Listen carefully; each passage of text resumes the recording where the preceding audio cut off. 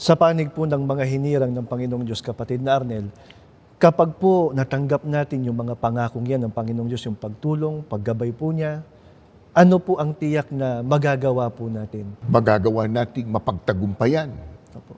ang anumang uri ng hadlang at bagabag sa buhay. Sapagkat ganito ang karanasan ng lingkod ng Diyos na nakaranas ng pagmamahal at paggabay ng Panginoon Diyos.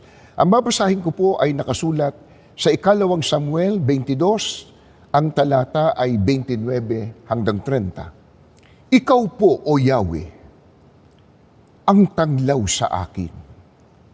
Tanging patnubay ko sa daang madilim.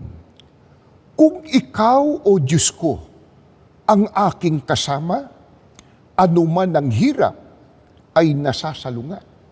Sana po ay naramdaman nyo kung gaano kagiting at kalakas ang loob ng isang lingkod ng Diyos na nakaranas ng pagkasi at pagmamahal ng Diyos. Ang sabi niya, pag ang Panginoon kasama ko, siya tanglaw ko. Kahit madilim ang paligid, ang mundo ngayon, Madilim. sa dami ng kasamaan at hirap na nangyayari at kaguluhan, napakadilim. Pero ang sabi ng lingkod ng Diyos, ang Diyos ang tanging patnubay ko sa daang madilim.